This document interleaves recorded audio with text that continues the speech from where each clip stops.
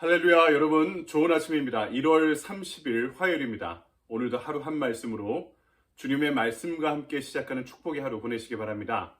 오늘 우리에게 주신 하나님의 말씀은 여호수아 17장입니다. 14절로부터 18절까지의 말씀 제가 봉독해 올리겠습니다. 요셉 자손이 여호수아에게 말하여 이르되 여호와께서 지금까지 내게 복을 주심으로 내가 큰 민족이 되었거늘 당신이 나의 기업을 위하여 한 제비 한 분깃으로만 내게 주심은 어찌함이니까 하니 여호수아가 그들에게 이르되 내가 큰 민족이 되므로 에브라임 산지가 내게 너무 좁을진데 브리스 족속과 르바임 족속의 땅 살림에 올라가서 스스로 개척하라 하니라.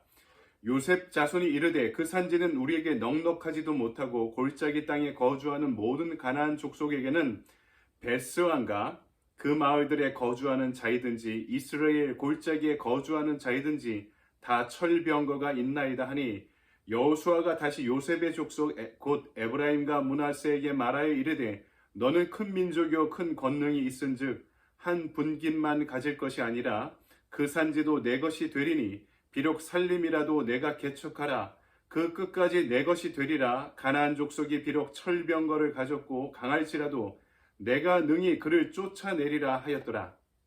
아멘. 주님의 말씀입니다. 주님께 감사드립니다. 이 아침에 우리에게 주신 말씀 가지고 축복을 자랑하지 말고 성취하라 라는 제목으로 주님의 말씀을 증거하도록 하겠습니다. 여호수아서 16장 17장은요 요셉의 후손들 그러니까 에브라임 지파와 므낫세 지파의 땅 분배 과정 그리고 정착 과정을 묘사하고 있습니다.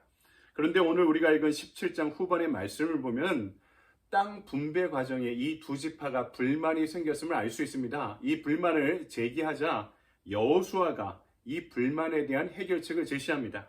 이 내용을 읽어보면서 오늘 우리에게 주는 영적 교훈이 있다는 사실을 기억하시기 바랍니다. 첫 번째로 큰 부족이 지닌 큰 욕망을 우리에게 오늘 말씀은 알려주고 있죠.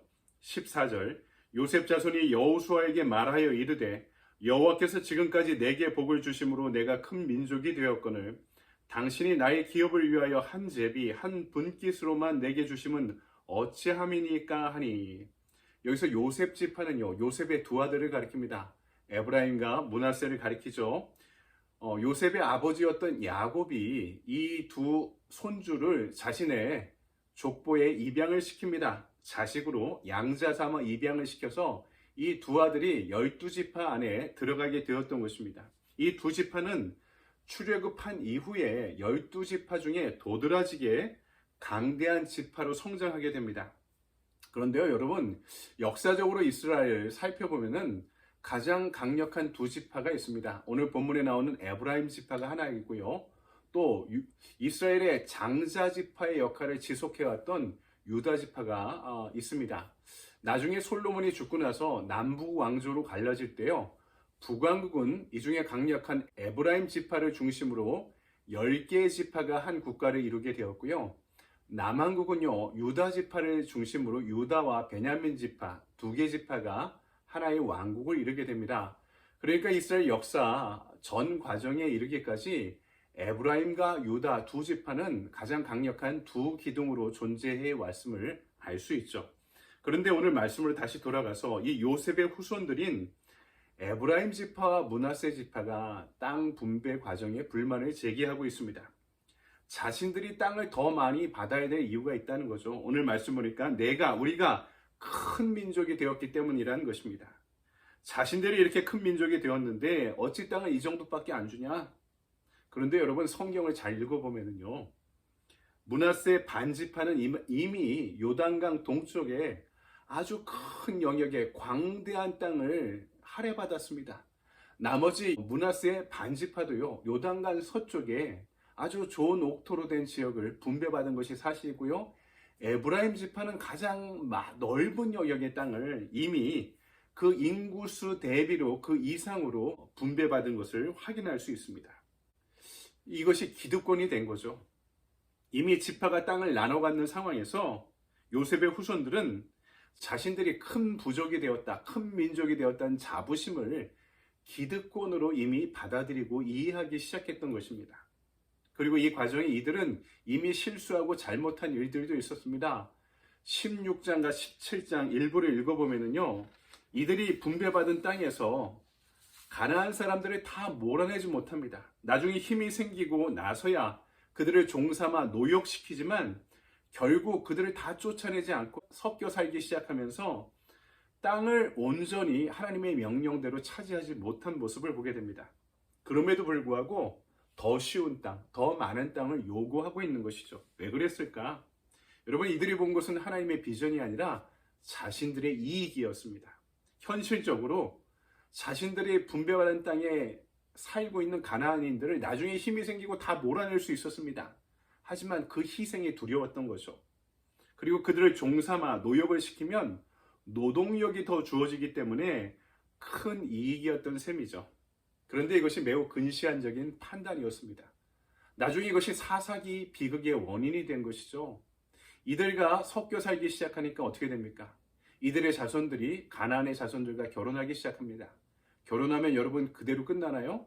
그 가정에 문화가 그대로 들어옵니다. 종교가 그대로 들어옵니다. 가나안 사람들이 섬기고 있던 그 우상과 이방의 문화들이 그들 안으로 그대로 들어오게 되어서 하나님을 멀리하는 원인이 되었던 것이죠. 내 이익에만 눈뜨면 하나님의 비전에 대한 시선을 잃어버릴 수 있다는 사실을 기억해야 됩니다. 우리에게 가장 좋은 길로 인도하시는 나를 너무나 잘 알고 있어서, 우리를 너무나 잘 알고 있어서 하나님이 이 길로 가기만 하면 우리에게 더 큰 복을 허락하시는 것을 우리가 알고 있으면서도 눈앞의 이익에 집중하며 하나님이 주시는 복을 잃어버리는 경우가 있다는 것입니다.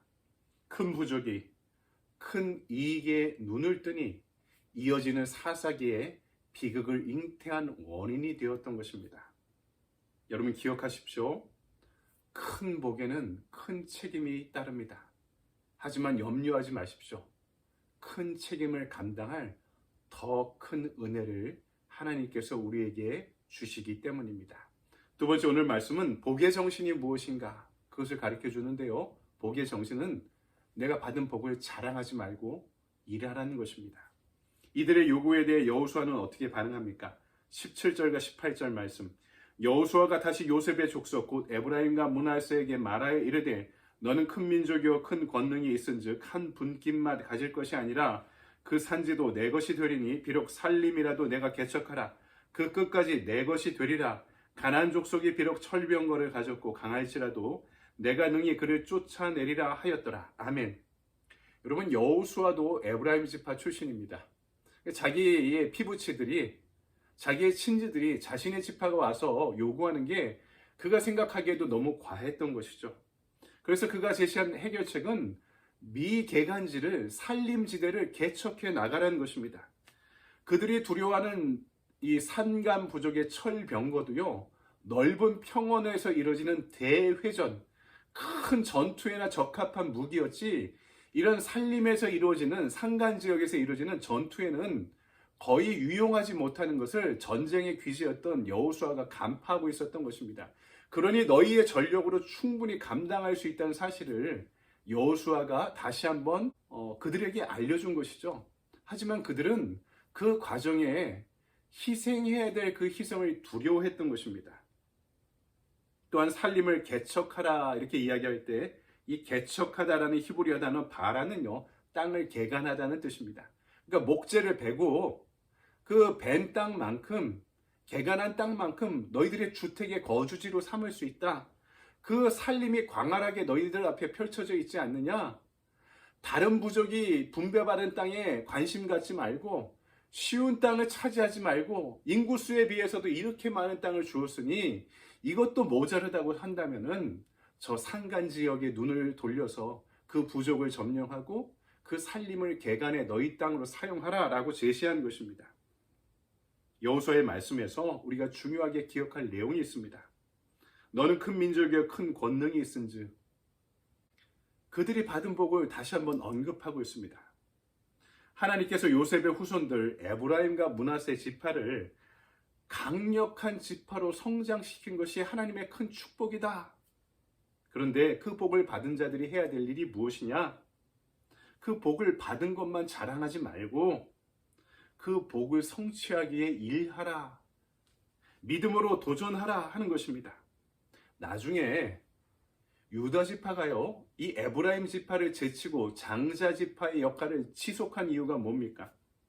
비슷한 시기에 에브라임 지파가 희생을 두려워해 미적거리며 더 쉬운 땅, 더 많은 땅을 요구하고 있을 시점에 유다 지파는 어떻게 합니까?